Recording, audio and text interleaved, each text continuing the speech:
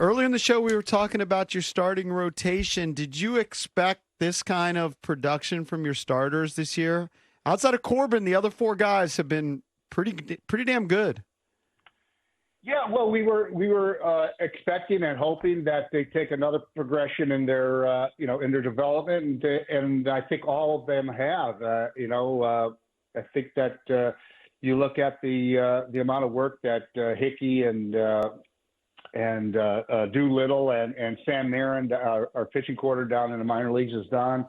I think that you could see the building and the momentum of getting these young starting pitchers ready for the big leagues, and once they get to the big leagues, improving at the big league level. So, you've got guys with good stuff, but also guys that have learned secondary stuff and poise and they're commanding the baseball. We put a big emphasis on that in spring training, as you know, about throwing strikes, and I think that you're starting to see the results of all that hard work from those guys.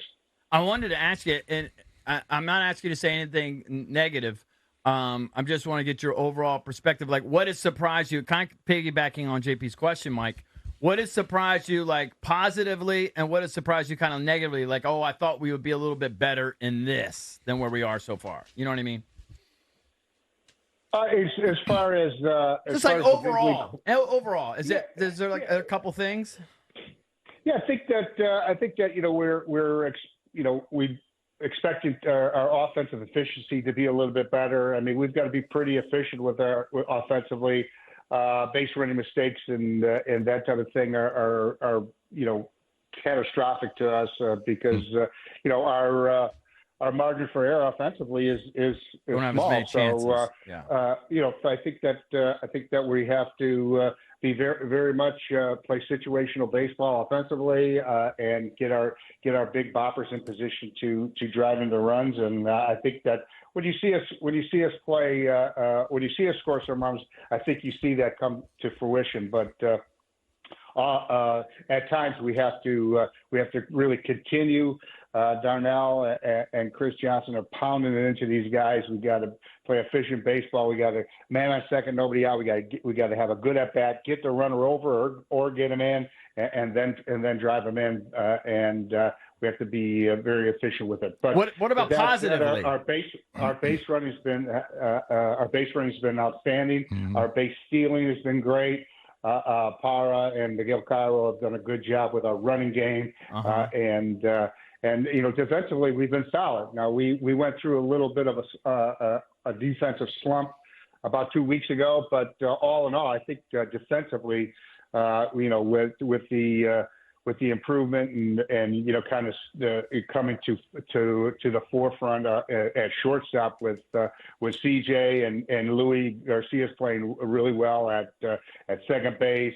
And Jake Young out in center field has been as good as anybody in the league. Gallo's been great at first base. I like you could see last night when Lane is playing right field, he's tough to run on, and so I think defensively we've been fine.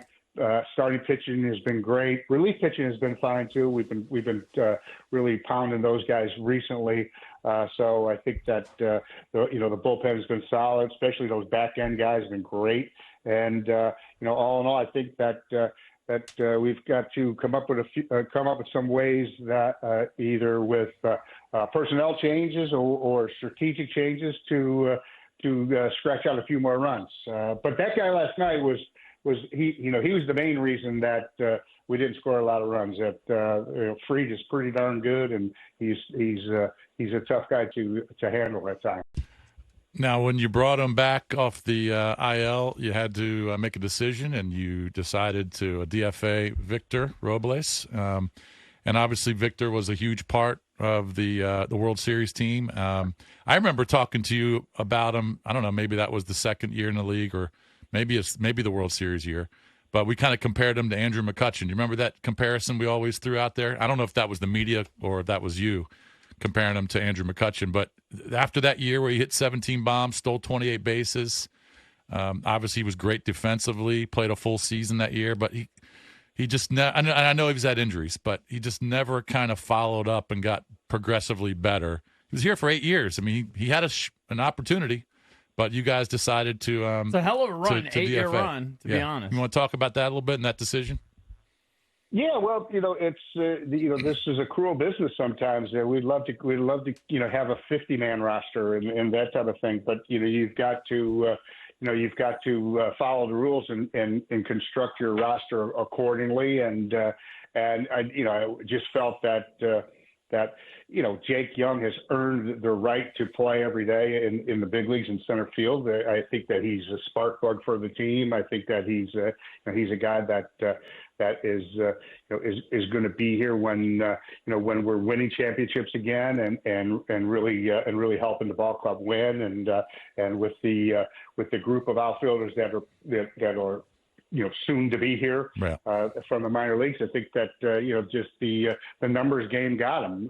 We needed to create a spot for Lane, and I thought that not only for us and our roster crunch, but also for Victor. I think that that was a big part of the equation for me, is that this guy he's 27 years old and he's still got a lot of tools, and he was floundering here, so he needed he needs a new change of color scenery, uniform, a change of scenery, and see if he can who did that, Mike? take off and do some stuff. Didn't Michael Taylor do that? Like when you let him go, then he ended up having a few decent years, right? I mean, he just contributed. Michael Taylor was here. He was a free agent and went somewhere else, and he's had a good career. Yeah, he's had a great career. Yeah. Going to play 10 years in the big leagues. So is Victor going to play 10 years in the big leagues when it's all said and done. Right. And that's a hell of a career. Right. Yeah. Right. And he got off to a hot start this year too, Michael A. Taylor. He's still doing it. But what was that conversation like with Victor? Yeah, it was difficult. We went. I've known him since he was 16 years old when we signed him, and a lot of good memories. A lot of good memories too that we went through, and absolutely no issues on his end or our end.